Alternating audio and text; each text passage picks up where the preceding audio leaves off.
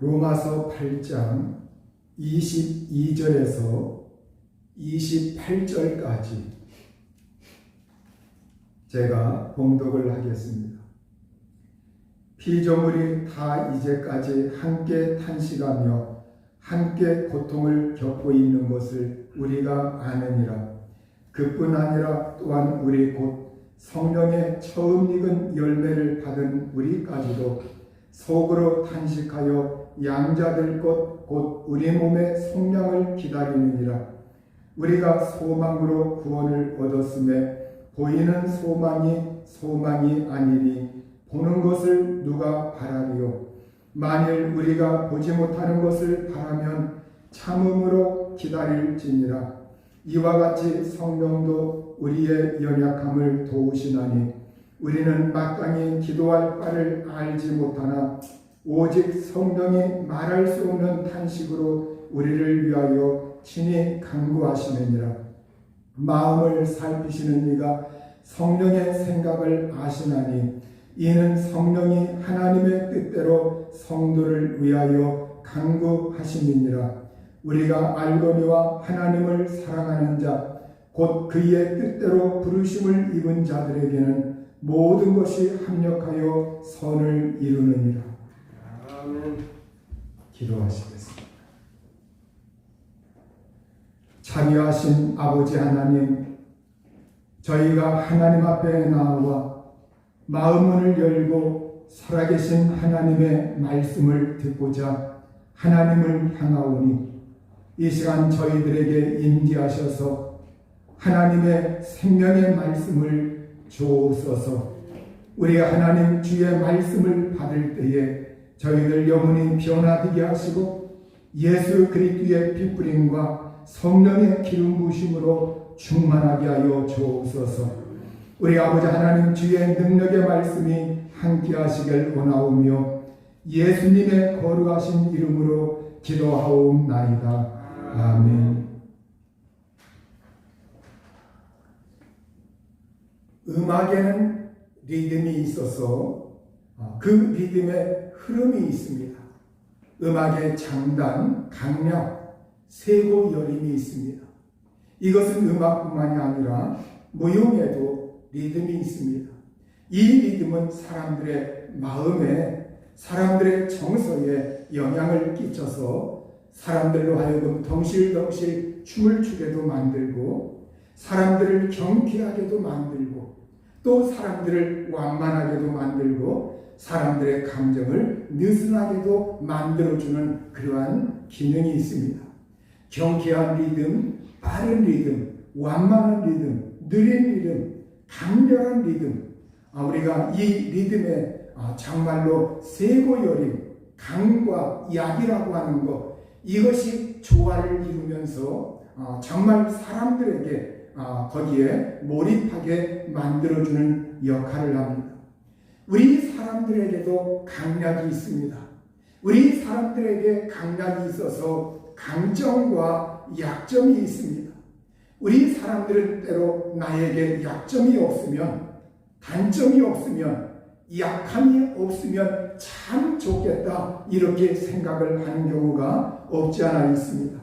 그러나 우리가 약한 점이 있어서 이 세상에서 살아갈 때 하나님을 의지하게 되고 약한 점이 있어서 하나님의 은혜를 사모하게 되고 약한 점이 있어서 이 세상에서 영원한 나라를 바라보게 되고 약한 점이 있어서 사람들을 존중하게 되고 다른 사람들과 협력을 하게 되고 약한 점이 있어서 다른 사람의 도움을 받으면서 거기에서 겸손도 깨우치게 되고 그런 좋은 기능도 이 약함에는 있다고 하는 겁니다. 그래서 우리가 강함과 약함, 강점과 약점이 서로 보완해서 그것이 기능을 잘 발휘하면서 우리가 살아가면 아름다운 인생을 살아갈 수가 있는 겁니다. 오늘 우리 성경 말씀에 26절에 보면 연약함이라고 하는 단어가 등장하고 있어요. 연약합니다. 우리의 연약함, 그 연약함이라고 하는 것, 이것은 히라보에서 아스세네이아 이러한 단어를 사용하고 있는데 병들어 유약한 상태를 가리킬 때 여기에 이 연약함이라고 하는 단어를 사용합니다. 바로 아픔, 질병, 쇠약함 이러한 것을 포함하고 있는 그러한 의미가 여기에 연약함이라는 거예요.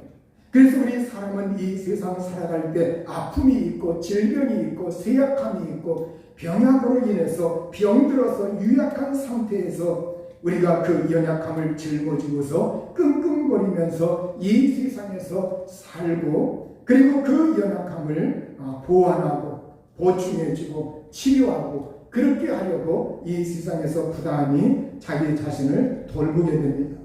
또 여기에 연약함이라고 하는 것은 어떤 재앙, 취약함, 제약성 이러한 것 때문에 힘을 효과적으로 발휘할 수가 없고 효과적으로 기능할 수 없는 그 상태, 이것을 연약함이라고 합니다.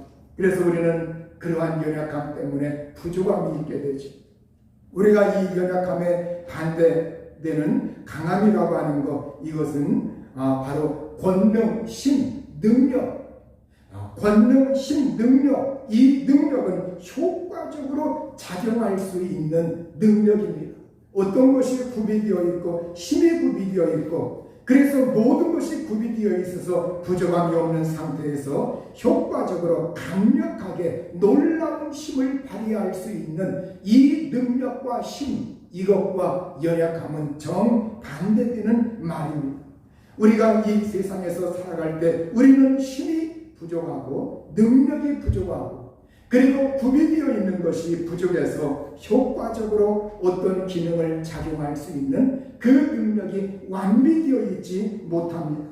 이때 우리는 우리의 연약함을 받아들이고 인정하게 돼요. 하나님, 저는 연약합니다. 우리가 이 세상에서 살아갈 때 연약한 것, 이것을 내가 순수히 받아들이고 그렇게 살 때 우리는 이 세상에서 좀 더 그 연약하지만 그럼에도 불구하고 하나님의 은혜를 받을 수 있는 계기가 되는 겁니다. 우리가 사람들은 그런데 이 세상에서 살 때 이 연약함이 있으면 어떻게 합니까? 사람들은 자꾸 그 연약함 때문에 자기 자신을 숨기려고 합니다. 자꾸 어떤 환경에서 회피하려고 합니다. 의기소침해지고 움츠려들고 사람들 틈바구니에 끼어들거나 어울리지 않으려고 하고 사회생활에 소극적이게 됩니다. 왜? 내가 이 연약함이라고 하는 것, 내 단점이라고 하는 것, 나의 부족함이라고 하는 것, 이것이 혹시 노출되면 사람들로부터 어떠한 그 조롱을 받을까? 사람들이 나를 무시하지 않을까? 이러한 두려움 때문에 어떤 경우에는 사람들이 이 연약함이라고 하는 것 때문에 이 세상에서 적극적으로 살아가지 못하는 그러한 단점을 초래할 수도 있는 것, 이것이 또 연약함입니다.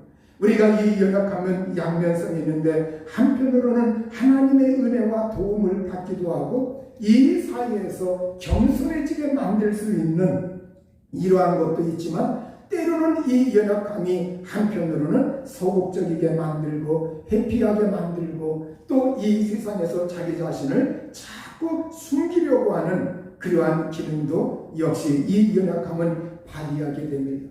그래서 연약함은 양면성의 그 얼굴을 가지고 있는 것, 이것이 연약함이에요.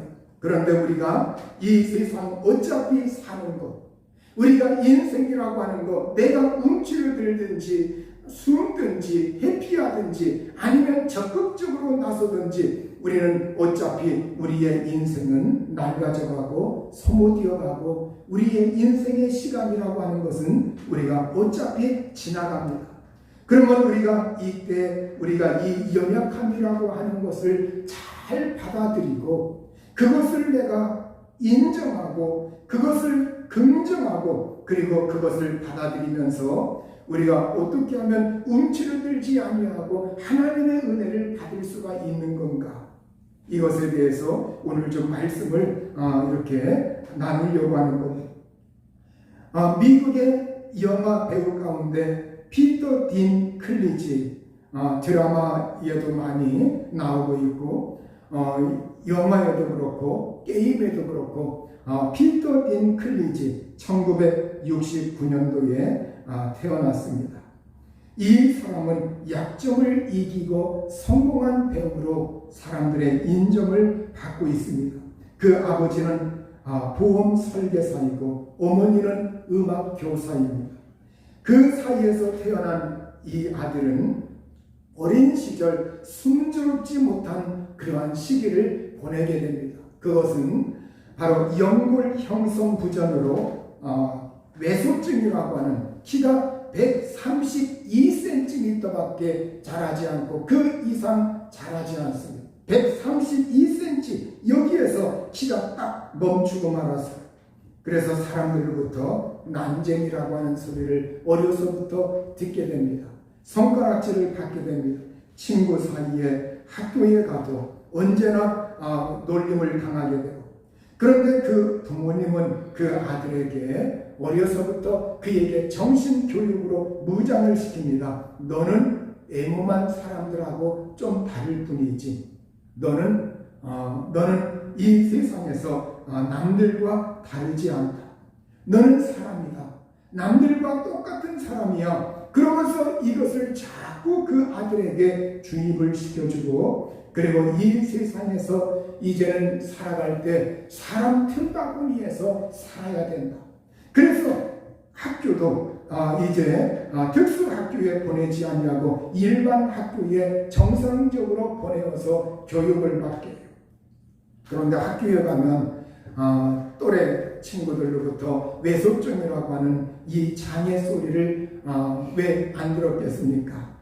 그 틈바구니 속에서 이렇게 이제 부대끼면서, 그러나 그것을 극복해야 할 자기 자신, 그 수없이 많이 소리를 들으면서 그는 자기 자신을 추스리고 그것을 극복하기 위해서 노력했습니다.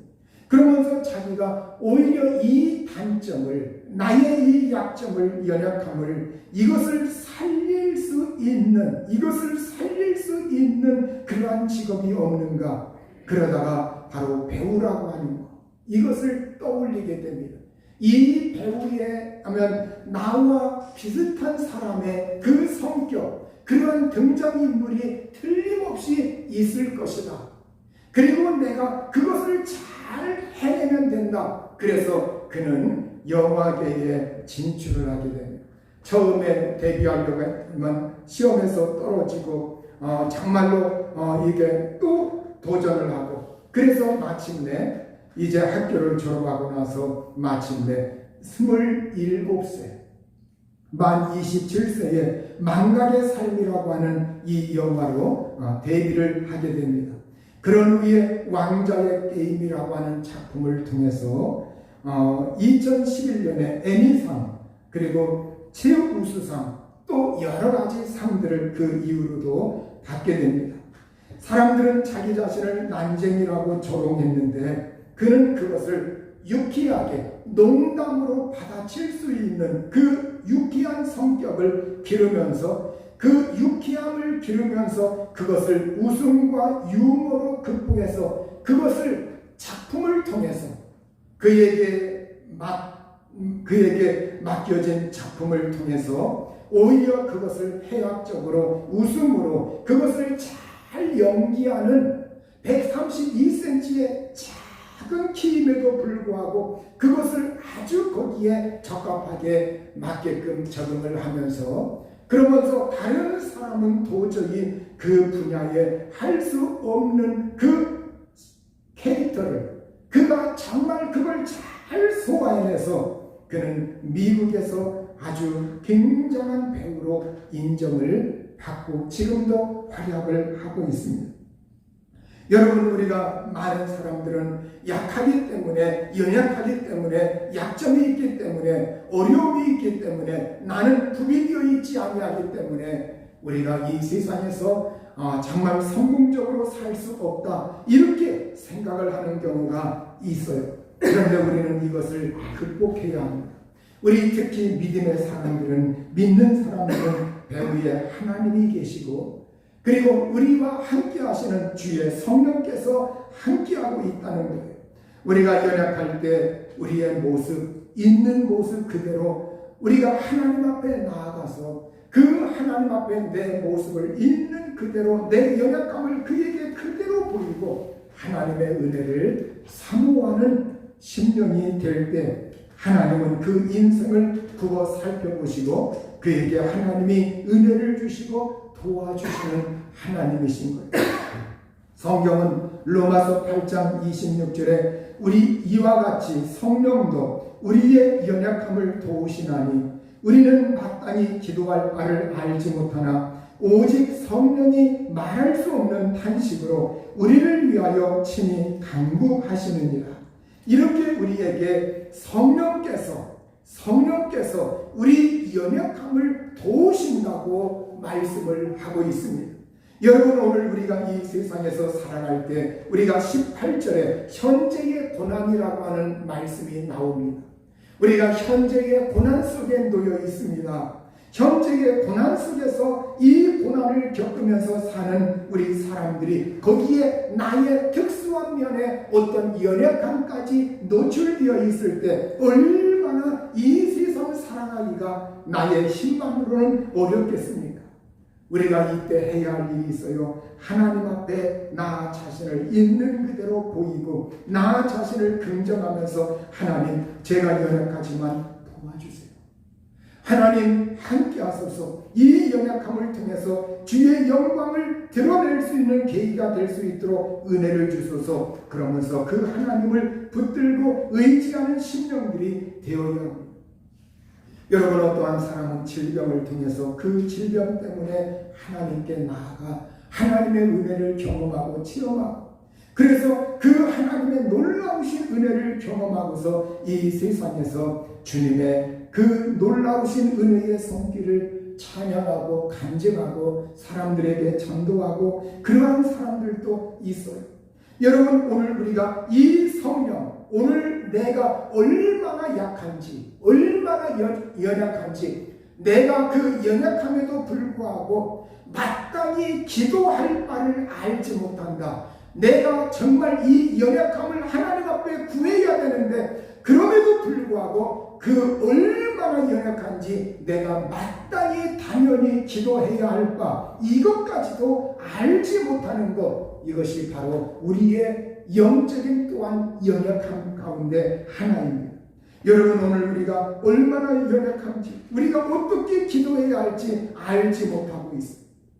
이때 성령이 등장하십니다. 성령이 임하십니다. 성령이 일하십니다. 성령께서 말할 수 없는 탄식으로 우리를 위하여 친히 간구하신다, 이렇게 말씀하고 있습니다. 여기에 탄식이라고 하는 것, 이 탄식은 다른 말로 신음소리라고도 말을 할 수가 있어요. 탄식한다, 신음소리를 낸다. 우리가 일반적으로 탄식이라고 하는 것은 억압에 대한 감정의 표현, 어떤 억압이 있고 그 억압을 받으면 거기에 반응하면서 우리의 감정에서 탄식 소리가 나와요. 또 불안감을 주는 어떤 환경의 자극에 대하여 내가 불안하면 탄식 소리가 나옵니다.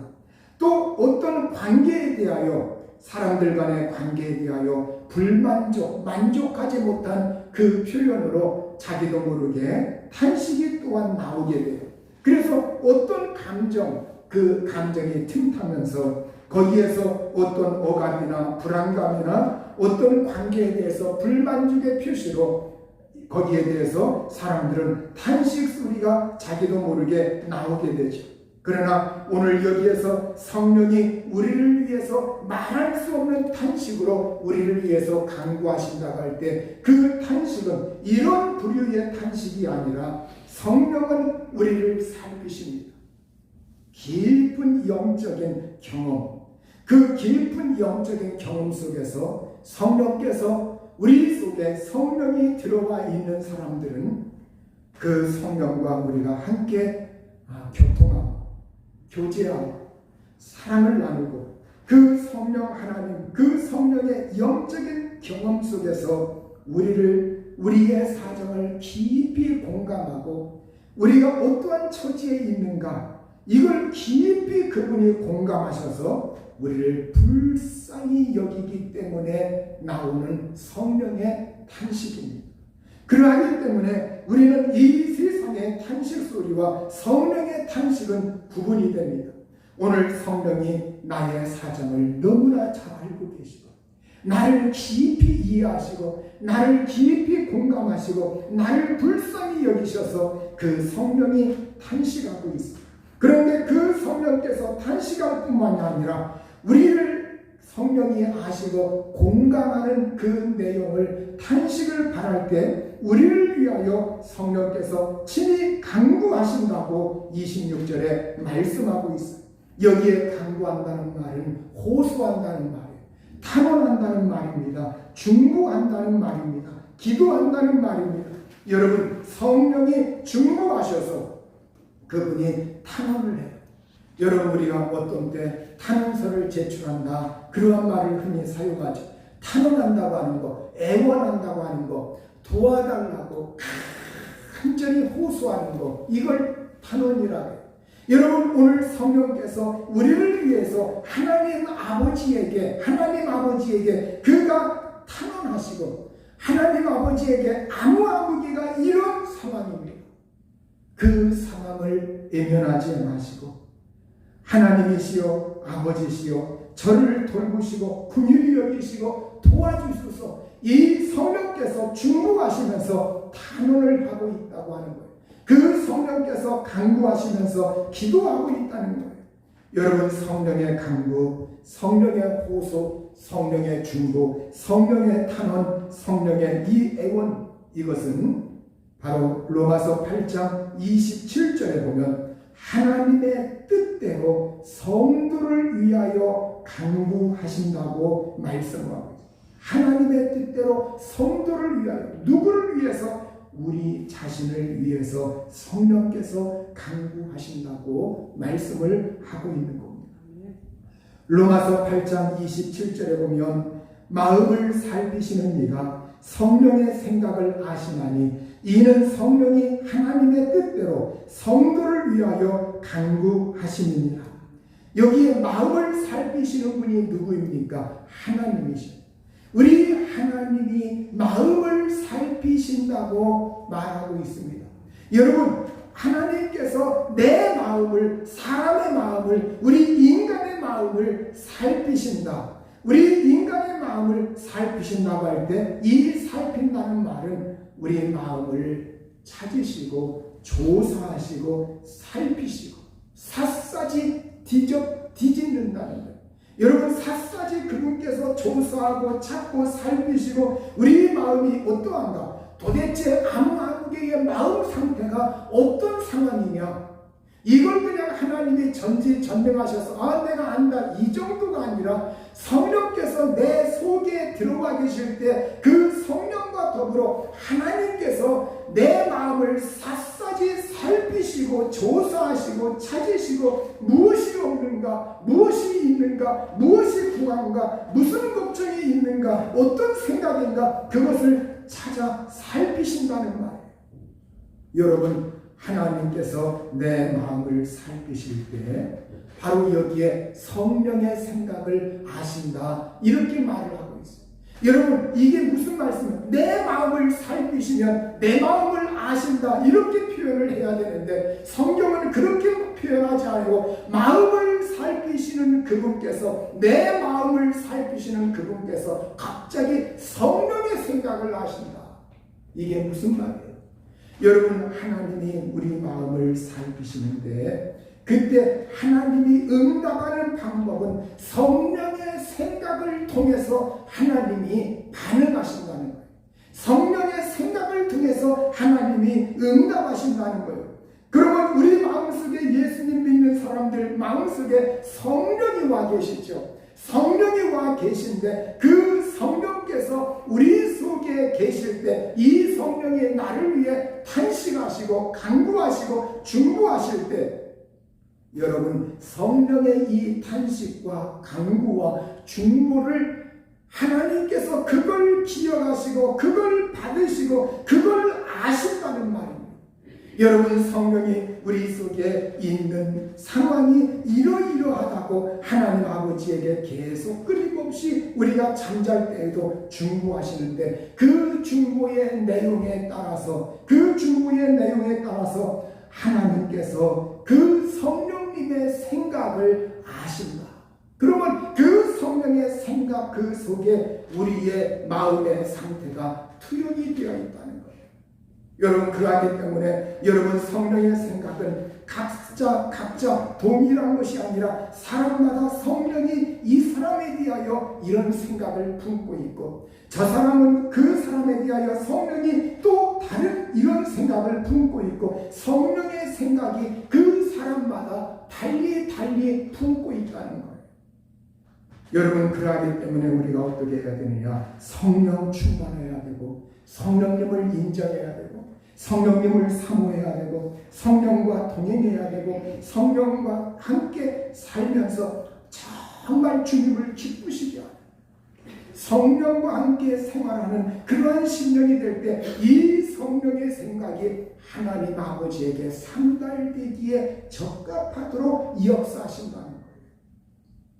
오늘 여러분, 우리의 마음이라고 하는 것, 여러분, 이 카르디아, 히라보 성경에 카르디아라고, 마음을 카르디아라고 해요. 여러분, 이 카르디아라고 할 때는 우리가 우리의 심장, 중심, 마음, 인간된 인격, 인식, 아는 것, 감정, 의지, 이 모든 것의 중심으로 그 사람의 자아를 표현할 때 마음이라고 해요. 그래서 우리가 이 마음은 인지적인 것, 인식, 아는 것, 인지적인 것, 정서적인 것, 의지적인 것, 도덕적인 것, 이 모든 것을 포함해서 그 사람의 가장 내적인 중심, 내부, 중앙, 그 사람의 자아, 이걸 마음이라고 합니다. 여러분, 그런데 우리가 마음이라고 할 때 우리 마음은 크게 두 가지 면으로 표현될 수가 있어요. 하나는 우리가 정말 어떤 이 감정적인, 정서적인 반응의 그러한 마음이 있고, 또 하나는 우리가 무엇인가 알고 탐구하고 이지적이고 정신적이고 뭔가 연구하고 깨닫고 이런 지성적인 마음. 그래서 우리가 그걸 영어에서는 마인드라고 하는 표현을 사용하고 있고, 하나는 하트라고 하는 표현을 사용하고 있고, 하트라고 하는 이 영어 단어의 마음이라고 하는 말은 어떤 감정적인 것, 정서적인 것, 우리가 기쁘고 슬프고 그리고 노하고 화가 나고 정서적으로 어떤 걸 이렇게 감상했을 때 느끼는 그 마음, 이런 건 하트라고 해요. 그런데 우리가 마인드라고 하는 것은 어떤 걸 지성적으로 알고 정신적으로 추구하고 연구하고 깨닫고 학문을 하고 내가 이 세상의 사물의 이치를 깨닫고 이런 마음, 이런 지각, 이 마음, 이런 때 마인드라고 하는 단어를 사용하고 있습니다. 그래서 여러분, 히라보에서도 그거에 대해서 카르디아라고 하는 마음을 사용하고 있고, 또 누스라고 하는 그 이성, 지성, 마음, 이러한 단어를 사용하고 있습니다.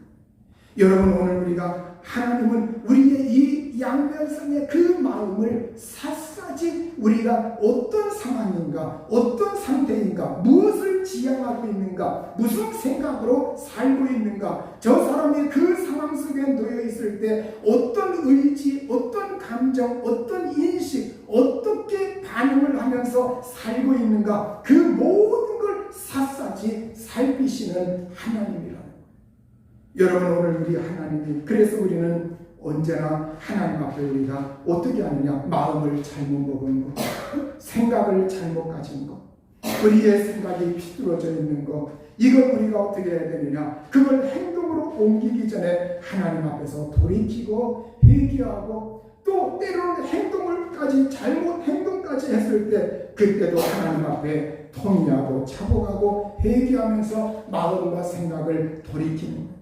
그래서 왜 우리가 말씀과 기도에 우리가 열심하고 그걸 가까이 해야 되느냐, 말씀과 기도로 우리가 분열이 되고 거룩해지고 우리가 그 마음의 순환, 마음의 회개, 마음의 청결, 이 모든 것, 이것이 바로 오늘 말씀을 통해서 기도를 통해서 우리가 하나님 앞에 구비되는 거예요.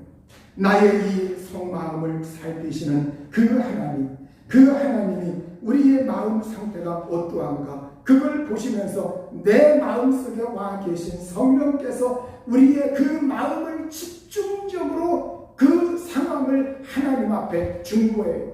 이 안무아무개는 현재 마음의 상황이 이러합니다. 여러분, 하나님도 삼위일체 하나님 간에 이런 관계 속에서 서로 중보하고 그걸 아뢰고 그걸 듣고 이런 걸 보면 우리 사람이 하나님 앞에서 왜 기도를 해야 하는가? 왜 하나님께 구해야 하는가? 왜 하나님을 묵상해야 하는가? 여기에서 정답이 나옵니다. 삼위일체 하나님 사이라 할지라도 표면적으로는 전지전능하시기 때문에 그런 절차가 필요 없는 것 같아도 하나님은 그걸 이행하시는 하나님이라는 거예요.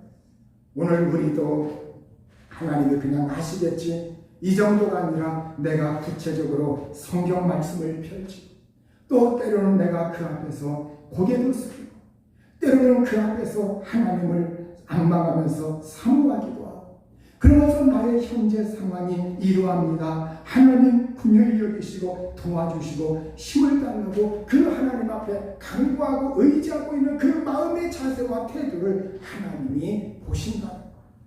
여러분 오늘 우리가 이 세상에서 내 마음 내 뜻대로 안 돼도 그분을 우리가 구하는 사람 오늘 성령은 하나님의 뜻대로 성도를 위해서 간구하신다. 나의 뜻이 아니라 하나님의 뜻대로 이렇게 말씀을 하고 있는 거예요.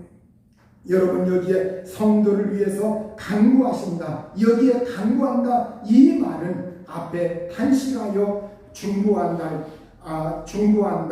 앞에 탄식하여 우리를 위해서 간구하신다 할 때 그 단어하고 조금 원어에선 다른 단어를 사용하고 있습니다.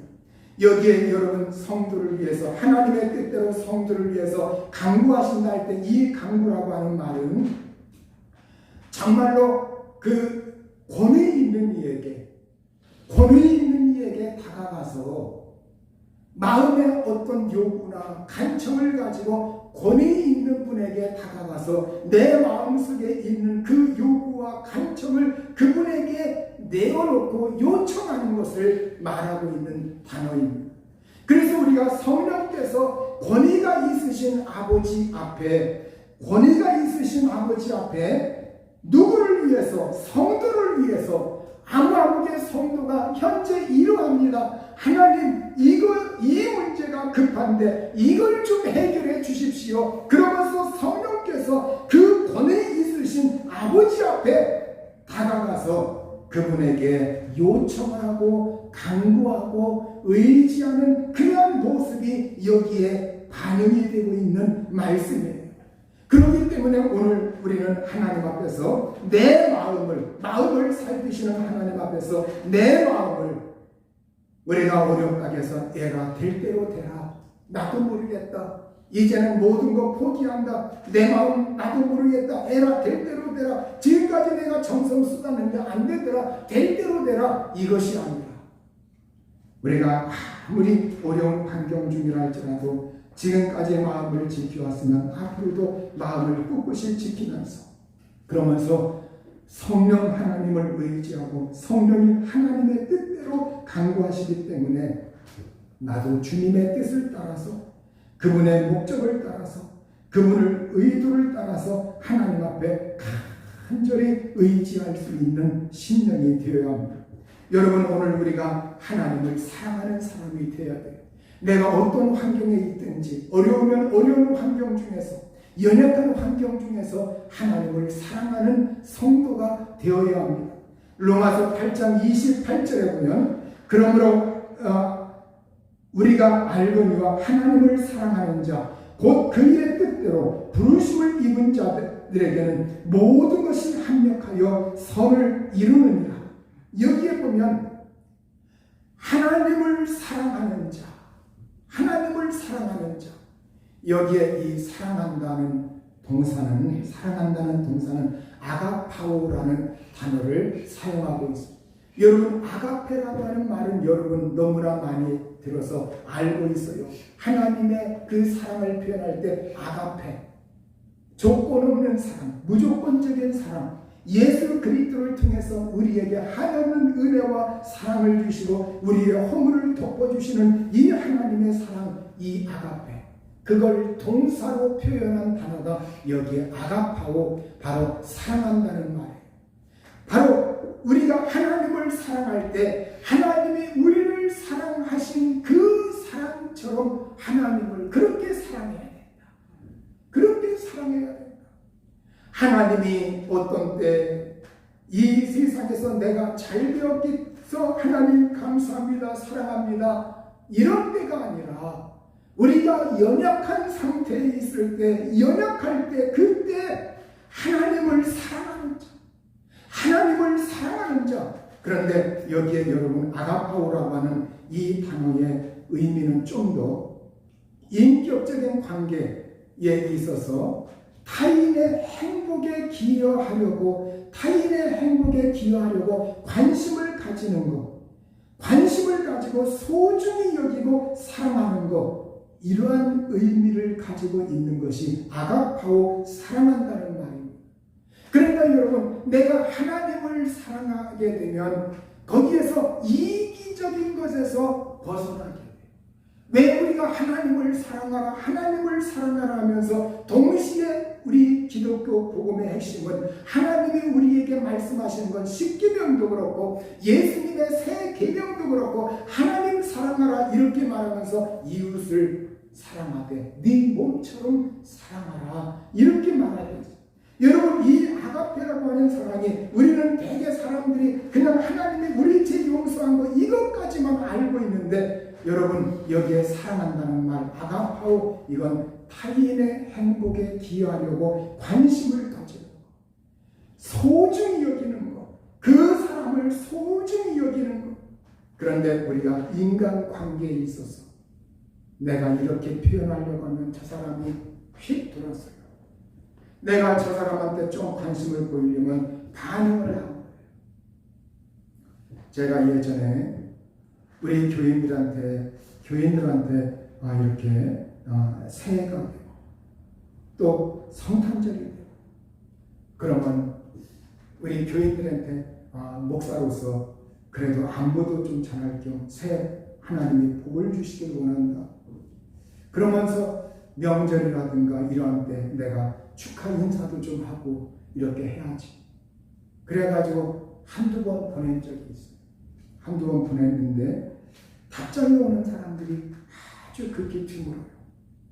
교인들이 이렇게 딱 보내면은 뭔가 이렇게 좀 반응을 보이고 해야 될 텐데 묵묵부답해요. 그래서 제가 그때에 마음을 접었습니다. 안 하는 게 낫겠다. 그래서 제가 지금도 우리 교인들에게 카톡이라든가 문자는 굉장히 제가 한번 보내려면 신중에 신중을 기하고 있어요. 보낼까 말까, 보낼까 말까. 그래서 특별히 어떤 막 꼭 전할 일이 아니면, 꼭 무슨 일이 있어가지고 꼭 전할 일이 아니면 요새는 되게 그 이후로 되게 안 보내요. 되게 안 보내요. 몇몇 분들은 이렇게 반응을 보이는데 이것이 굉장히, 그러니까 우리가 이 사랑한다고 하는 것이 인격적인 관계이기 때문에 내 편에서 반응을 보이고 싶어도 저 사람이 반응을 잘 안 보이면 이것이 소통이 안 되는 거예요. 하나님도 마찬가지.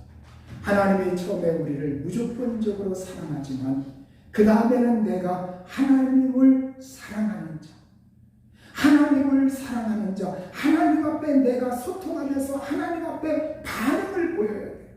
하나님 앞에 반응을 보이면서 그분에게 내 마음을 보이고 그분에게 소통하고 그분에게 내가 정말 이러이러합니다. 그 사인도 보내고, 이게 뭡니까? 이게 우리가 그분을 생각하는 거, 그분을 찾는 거, 그분을 중심으로 해서 이 세상에서 사는 거, 어디에 있든지 세상 어디에 있든지 항상 내 마음속에 하나님 생각, 이거 생각나는 거.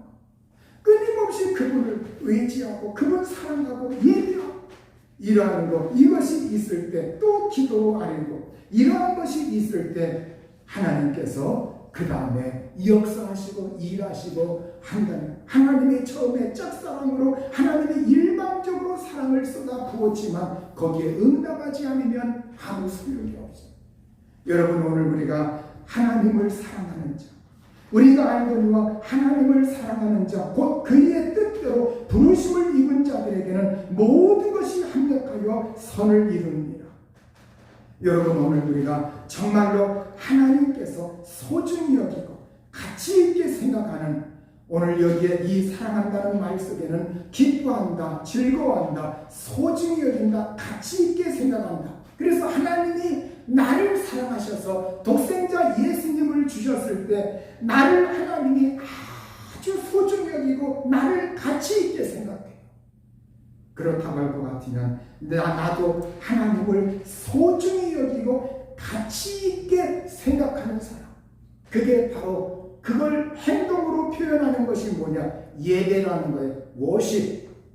이 워십은, 이 십이라고 하는 거, 이것은 그 어떤 할만한 것, 자격이 있는 것, 가치 있는 것, 워스와이, 그럴 만한 가치가 있는 것. 그래서 예배라고 하는 것은 하나님의 가치를 내가 그렇다고 인정하기 때문에 그 예배의 소중함을 통해서 하나님을 믿고 그 가치를 소중히 여기는 사람이 예배에 참여합니다. 여러분, 오늘 우리가 하나님, 정말 하나님이 나를 소중히 여기고 가치 있게 생각하면 나도 그분에게 반응해서 하나님을 이 세상에서 소중히 여기고 가치 있게 생각하는 사람. 오늘 여기에 그의 뜻대로 부르심을 입은 자들, 그의 뜻대로 할 때 프로세시스, 이 말은 목적, 의도라고 말해요. 목적, 하나님의 목적대로, 하나님의 의도대로 부르심을 입은 자들, 오늘 하나님의 목적에, 하나님의 의도에, 그래서 우리가 이 세상에서 사람들이 자꾸 하나님의 뜻을 찾아요. 하나님의 뜻을 찾을 때 하나님의 목적에 부합하느냐, 하나님의 의도에 부합하느냐, 이걸 생각해야 돼요. 여러분, 사람들은 자꾸 어떤 이렇게 하나님 뜻 찾는다 하면서 여전히 자기의 그걸 추구하는 사람들이 굉장히 많이 있죠. 하나님의 목적에, 그런데 우리가 하나님의 목적에 부합되게 하면 손해나지 않아요. 하나님이 어떻게 하시느냐, 그러한 사람을 보시고서 그렇게 하나님의 목적에 반응하면서 하나님을 사랑하는 사람들에게 모든 것이 합력하여 선을 이루시는 하나님이라는 거예요. 모든 것이 합력하여 선을 이루시는 하나님. 여기에 모든 것에는 성공한 거, 실패한 거, 잘된 거, 어려운 거, 병든 거, 건강한 거, 여러 모든 것이 다 포함이 되어 있습니다. 그 모든 것이 합력하여 선을 이루게 한다. 여러분, 합력한다고 하는 거, 이건 도와주는 방식으로 함께 일한다, 조력한다, 돕는다, 이런 말이에요. 그래서 모든 것이 합력하여 선을 이룬다. 모든 것이 유익하게 작용한다는 말입니다.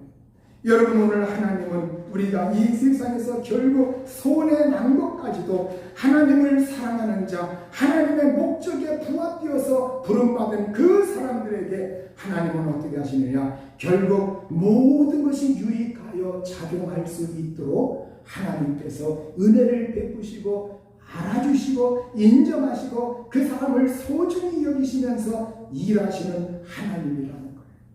여러분, 우리가 지미 카터라고 하는 미국의 옛날 그 대통령을 우리가 다 알고 있습니다.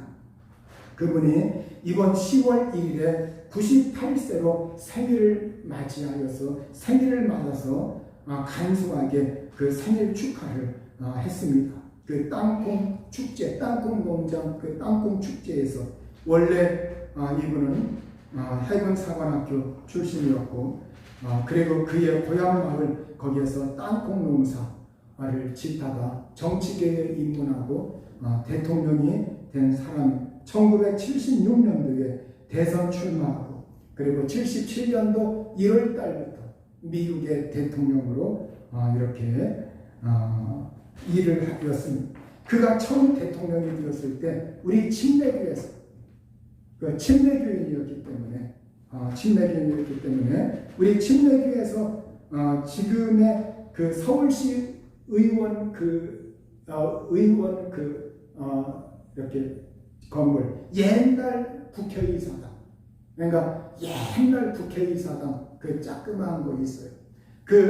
거기에서 이렇게 겨울에 우리 서울에 있는 침례교회들 이렇게 자발적으로 이렇게 참여할 수 있는 사람들 참여해가지고 거기에서 모여서 그때 카터가 이렇게 대통령이 되었을 때 무슨 말이 나왔냐면은 주한미군 철수 이걸 내걸었습니다.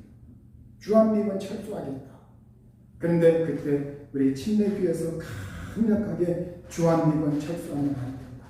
그걸 탄원서를 제출하고 그걸 성명을 내면서 그걸 백악관에 보내고 그리고 거기에 모여서 간절히 기도를 한 적이 있어요. 저도 그때 학생이었을 때 그 자리에 함께 참여한 적이 있어요.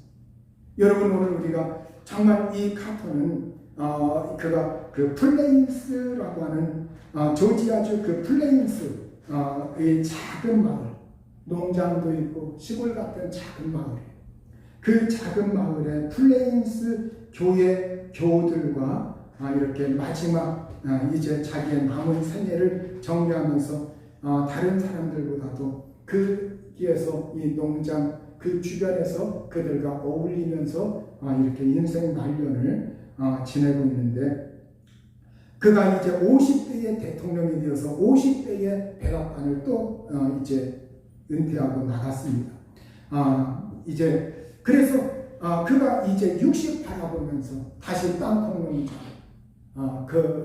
이렇게 관여하기도 하고 그러면서 그는 81년도에 플레인스로 돌아와가지고 자기의 그 땅콩농장 거기로 돌아와가지고 거기에서 82년도 전 세계 평화와 인권 공중보건 그 증진을 목표로 하는 카터 센터를 설립합니다.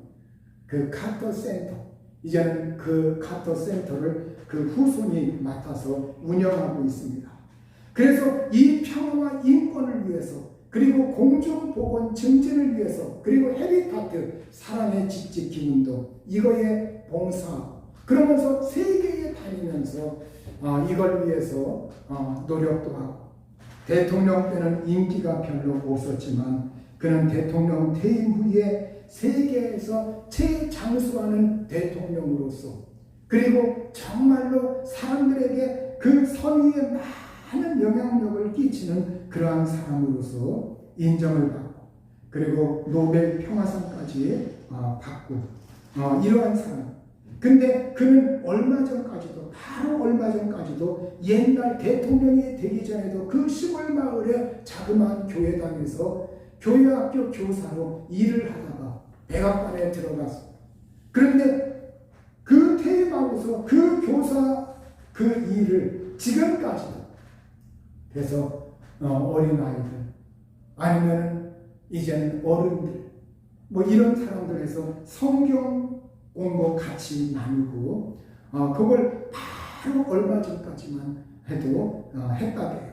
그러니까 지금 98세인데 그리고 그의 부인은 아내 로잘린 여사는 95세 두 부부가 이렇게 장수하면서 해로하고 있는데 근데 이분이 2015년 8월 달에 암병으로 인해서 고생을 했어요. 암이 4가지 전이돼가지고 흑색종 4기라고 진단을 받아서 이제는 병원에서 이제는 더 이상 살기 힘듭니다. 시한부 인생을 이렇게 선고받았어요. 그런데 그때 이 뉴스가 전 세계에 탔어요. 우리나라에도 알려졌고 기독교인들에게도 이 카터 대통령을 위해서 기도해달라. 하나님의 기적밖에 없다. 하나님의 능력밖에 없다.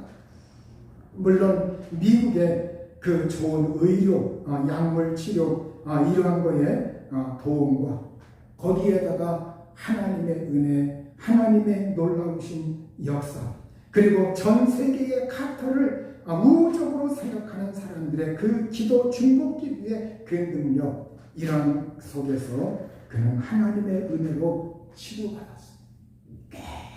깨끗하게 암 사기였다가 병원에서 죽는다고 하는 사기였다가 그는 기적적으로 거기에서 노임받고 지금 이제는 하나님이 언제 그를 부르실지 항상 하나님이 그 부르는 날 그걸 준비하면서 그러면서 인생을 살고 있다고 해요. 여러분, 이 인생을 보십시오. 대통령이 대통령 재임하고 있을 때는 세계에서 찌그러끓였고 여러 가지 소용돌이가 있었고 어려움들이 있었어요. 그래서 그는 대통령 재선에 나섰지만 떨어지고 실패했습니다.